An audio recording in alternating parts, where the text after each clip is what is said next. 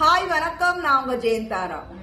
இன்னைக்கு இந்த வீடியோ பாத்தீங்கன்னா ஒரு வைரலான நியூஸ் நீங்க பாத்திருப்பீங்கன்னு நினைக்கிறேன். நினைச்சா மட்டும் இல்ல, ஃபீல் பண்ணுங்க. நம்ம நாடு இங்க போகுது. 21st செஞ்சுரியில இந்த மாதிரி நடக்குது. என்னவா? ஒரு டாக்டர் கையில பெண் குழந்தை வச்சுட்டு பேசுறாங்க, வருத்தத்தோட பேசுறாங்க. எத்தனை பேருக்கு குழந்தை இல்ல சொல்லி ஏங்குவாங்க. இவங்களுக்கெல்லாம் கடவுள் குழந்தை மேல குழந்தை கொடுக்கறாங்க, இருந்தாலும் வேண்டாமா, அப்புறம் எதுக்கு பெக்குறாங்க? இந்த மாதிரி இல்லீகல் அஃபேர் இருக்கிறவங்க எல்லாம் குழந்தை பெத்து ரோட்ல விட்டுறாங்க, நிறைய பார்த்திருப்போம். இவங்க எல்லாம் அனாதை இல்ல, நம்ம தான் உருவாக்குறோம். அதே மாதிரி இந்த பொண்ணு என்ன பாவம் பண்ணுச்சு? பிறந்தோன்னே அப்பா அம்மா விட்டுட்டு போயிட்டாங்க. தப்பு பண்ணது அவங்க, தண்டனை அந்த குழந்தைக்கு. சோ இது பத்தி தான் நான் பேச வரேன். வாங்க போலாம். இங்கேதான் பெண்கள் பெரிய தப்பு பண்றாங்க. என்னோட ஆள் திருந்திருவான் சொல்லி சொல்லியே அத்தனை வருஷம் இறந்ததுக்கு அப்புறம் தான் தெரிய வருது, ஐயோயோ எங்களோட லைஃப் போயிடுச்சான்னு. இன்னும் எல்லாம் சாக்ரிஃபைஸ் பண்ணுவோம், அவங்க கண்ணுக்குலாம் தெரியாது. இல்லீகல் அஃபேர் மேக்சிமம் நம்ம இந்தியால நிறைய நடக்குது. பேருக்கு லவ் பண்ணி கல்யாணம் பண்ணி குழந்தை உருவாக்கி, குழந்தை பாத்தீங்கன்னா அவங்களுக்கு ஒரு கேம் மாதிரி. ஏன்னா லவ் மட்டும் பண்ணா எந்த பெண்கள் வர மாட்டாங்க. சோ நான் உனக்கு கல்யாணம் பண்றேன் சொல்லும் பெண்கள் வராங்க. ஏன்னா அதுதான் பாதுகாப்பு நினைச்சிட்டு நம்ம கலாச்சாரம் இப்ப வரைக்கும் போயிட்டே இருக்குது. பட் இதெல்லாம் முட்டாள் தானே எனக்கு தெரிஞ்ச வரைக்கும். கல்யாணம் தான் பாதுகாப்பு இருந்துச்சுன்னா எத்தனை பெண்களோட வாழ்க்கையை காப்பாத்தி இருக்கலாம். இப்ப வரைக்கும் பாத்தீங்கன்னா கல்யாணம் நம்பிதான் இருக்காங்க.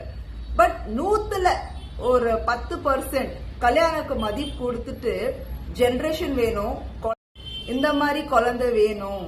ஏன்னா அந்த குழந்தையோட எங்களோட ஃபியூச்சர் லிங்கா தான் இருக்குதா, நம்ம நல்லபடியா வளர்க்குறோம். ஏன்னா நம்ம அப்பா அம்மா அதே தான் நினைச்சிருப்பாங்க. இப்பெல்லாம் அப்படி கிடையாது, சும்மா டைம் பாஸ்க்கு குழந்தை பெக்குறாங்க. ஏன்னா அவங்களுக்கே ஃபியூச்சர் இல்ல. சோ குழந்தைக்கு என்ன ஃபியூச்சர் ஆக்குவாங்க? பந்தா பண்ணுவாங்க. நான் ஆம்பளை, நான் பொம்பளை, குழந்தை பெத்த ஆம்பளை பொம்பளைனா அப்புறம் நாய் பூனை நரி அதெல்லாம் என்ன கணக்குல இருக்கும். அவங்களுக்கு அது தெரிஞ்சாலும் அவங்க அது பாதுகாப்பா குழந்தை குட்டியா வளர்த்துட்டு தான் அடுத்த இதுக்கே போவாங்க. ஆனா மனிதனுக்கு அந்த பாசம் புத்தி எதுவுமே இல்ல, மறக்கிறாங்கல்ல. இந்த கதையில அப்படிதான். அப்பா அம்மா சொல்லிட்டாங்க, அந்த குழந்தை வேணாம் சொல்லி ஹாஸ்பிட்டல்ல விட்டுட்டு போயிட்டாங்க. காரணம் என்னன்னா அந்த காலத்துல ஆண்கள் விட்டுட்டு போகும்போது பெண்கள் வளர்த்தாங்க. இப்ப பெண்களை விடுறாங்க. ஏன்னா அவங்களுக்கும் இந்த சமுதாயத்துக்கு என்ன சொல்றதே தெரியல. குழந்தை வச்சு கஷ்டம் தான். ஏன்னா நமக்கு 3 வேளை சாப்பாடுக்கு அவ்வளோ காஸ்ட் ஆஃப் லிவிங் ஜாஸ்தியா இருக்கும் போது குழந்தைக்கு பதில் சொல்லி அதுக்கு சாப்பாடு சொல்லிக்கலாம். நீதானா பெத்த, நீதான் பெத்த, யார் பெத்தாங்க? 2 பேர் சேர்ந்து பெத்தாங்க, 2 பேரோட ரெஸ்பான்சிபிலிட்டி. ஆனா இதுல நடுவுல கலந்து அப்படியே கழட்டிட்டு விட்டுட்டு போயிடுறது. கேட்டா எனக்கு இந்த கஷ்டம் அந்த கஷ்டம். அதே உங்க அப்பா அம்மா பண்ணாங்கன்னா நீங்க எல்லாம் இங்க இருந்திருப்பீங்க. சோ அனாதை யாரா மூலமா வருது? இந்த மாதிரி ரெஸ்பான்சிபிலிட்டி இல்லாத பர்சன் மூலமா தான் வருது. இதெல்லாம் ஸ்டாப் பண்ணணும், நம்மளால முடியும். சரியா? கவர்மெண்ட் ஸ்டெப் எடுக்கலாம். சும்மா சுத்துறாங்கல்ல, அவங்கள புடிச்சு ஆபரேஷன் பண்ணுங்க. ஏன் பெண்கள் தான் ஆபரேஷன் பண்ணுமா? இந்த நாடு குட்டிச்சார் ஆறது பெண்கள் மூலமா இல்ல, ஆண்கள் அங்கங்க பண்ணிட்டு போயிடுறான். ஏன்னா அவனுக்கு கவலை இல்ல, அவன் பேன் அனுபவிக்க போறது, ரெஸ்பான்சிபிலிட்டி கொடுக்க போறது. பேருக்கு ஆம்பளை சொல்லிட்டு தான். இந்த ஜெனரேஷனை காப்பாத்தணும்னா பாப்புலேஷனை குறைக்கணும். இல்லன்னா இந்த மாதிரி பெண் குழந்தைய விட்டுட்டு போயிடுறாங்க. அந்த காலத்துல பாட்டிலாம் என்னது விஷம் கொடுத்தாங்கல்ல, அது சொல்லுவாங்கல்ல, கள்ளிப்பால், அதெல்லாம் பேன் பண்ணாங்க. ஆனா இப்பதான் தெரியுது, நாங்க வளர வளர ஒரு நாள் கஷ்டமா தான் அனுபவிக்கிறோம். எவ்வளவு நம்ம குரல் கொடுத்தாலும், எவ்வளவு சாக்ரிஃபைஸ் பண்ணாலும், எவ்வளவு ஜெனரேஷன் நல்லபடியா கொண்டு போகணும்னு நினைச்சாலும் எங்களை மட்டமா தான் தட்டுறாங்க, அசிங்கமா தான் பேசுறாங்க. அதான் ஏன் புரியல. ஆண்களை பாதுகாக்கணும் சரியா ஃபர்ஸ்ட், அப்பதான் ஆட்டோமேட்டிக் பெண்கள் பாதுகாப்பு ஆயிருவாங்க. நான் நிறைய வீடியோஸ்ல சொல்லியிருக்கேன். சோ பெண்களுக்கு கண்டிஷன்ஸ் போடுறதுக்கு பதிலா ஆண்களுக்கும் சேர்ந்து போடுங்க. 6 மணிக்கு வெளியே போக கூடாதுன்னா ஆண்கள் பெண்கள் 2 பேர் போக கூடாது. ஏன்னா தெரியும் ஒரு இடத்துல தப்பு நடக்க போகுது. பட் இங்க எது முடிய போகுது தெரியல. எவ்வளவு நாள் ஆண்களோட ஆட்டம் பார்த்தீங்கல்ல, இனிமே பெண்களோட ஆட்டமும் பாருங்க. என்ன 23 வயசு ஒரு பொண்ணு 25 கல்யாணம் பண்றான் 7 மாசத்துல.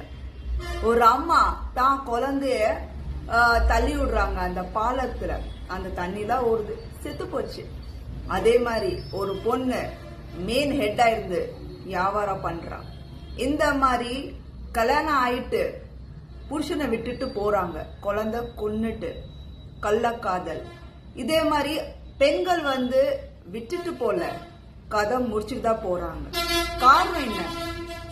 ஆண்கள் பொண்டாட்டிக்கு கொடுக்கற எல்லா சுகத்தை சந்தோஷம் கொடுத்தா அவ தவறான வழியில போக மாட்டான். அதே மாதிரி பெண்கள் ஆண்களுக்கு கொடுக்கற இடத்துல எல்லா விஷயத்த கொடுத்தா ஆண்களும் போக மாட்டாங்க. எதுக்கு நான் இது சொல்றேன்னா, இவங்கள பிரியற காரணம் யாருன்னா இது மூணாவது உள்ள வர்றவங்க தான். நீங்க இப்ப ரீசெண்டா பாக்குறீங்கன்னா நிறைய டைவர்ஸ் நடக்குது. ஜெயம் ரவி, ஆர்த்தி கூட, அதே மாதிரி ஜீவாக்கு சொல்றாங்க, சமந்தா இருக்கட்டும், நிறைய பேரு. சோ இனிமே நார்மல் பர்சன் இது பண்றாங்க. காரணம் மூணாவது பர்சன் தான். ஏன் பொண்டாட்டி அழகா இன்னைக்கு இருக்கா, நாளைக்கு நல்லா இல்ல சொல்றாங்க. ஏன் புருஷன் இன்னைக்கு ஹேண்ட்ஸமா இருக்கா, நாளைக்கு இல்ல சொல்றாங்க. அழகு பார்த்து யாரும் மயங்காதீங்க, சரியா? ஈஸியா மயக்கிடுவாங்க. அந்த மாதிரி இருந்ததா குடும்பத்தை உடைக்கிறாங்க. உண்மையா அவங்க ஹெல்ப் பண்ணோம்னா கண்டிப்பா நீ உன் ஃபேமிலி கூட நல்லா இருந்து சொல்லுவாங்க. எந்த வப்பாட்டி சொல்ல மாட்டாங்க. நீ குட்டிச்சர் ஆகணும், நீ என் கூட கொஞ்ச நாள் சந்தோஷமா இருக்கணும், நீ விளங்காம இருக்கணும், அந்த மாதிரி நினைச்சிட்டு தான் அவங்க கூட்டு போவாங்க. கடைசியில என்ன ஆகும்? அந்த புருஷன் பொண்டாட்டி நல்லா ஃபேமிலி ரன் பண்றவங்களே தான் ஃபேமிலிய கொன்னுட்டு போறாங்க. என்ன ஆகும்? கடைசியில ஜெயில தான் இருப்பாங்க. ஏன்னா ஒரு ஃபேமிலி உருவாக்குற அவ்வளவு கஷ்டப்படுறவங்க உடைக்கிறதுக்கு ஈஸியா போயிடுறாங்க. பட் அதோட கர்மா நீ என்ன பண்ண அதுதான் கிடைக்கும். இன்னைக்கு நீ உன் ஃபேமிலி பார்த்து சிரிக்கிற உன் வப்பாட்டி கூட, அது சந்தோஷமா?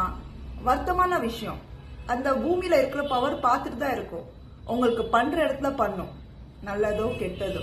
ஸோ பார்த்து இருந்துக்கோங்க.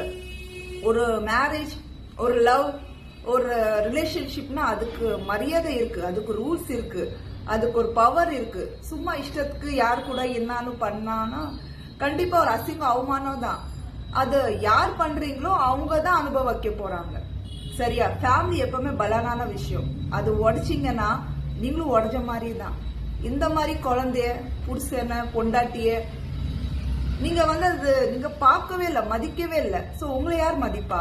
யாரும் மதிக்க மாட்டாங்க. அதுக்கப்புறம் அழுவ கூடாது, ஐயோ ஐயோன்னு அடுத்த மேல பழி போட அவசியம் இல்லை. ஏன்னா நீ பண்ண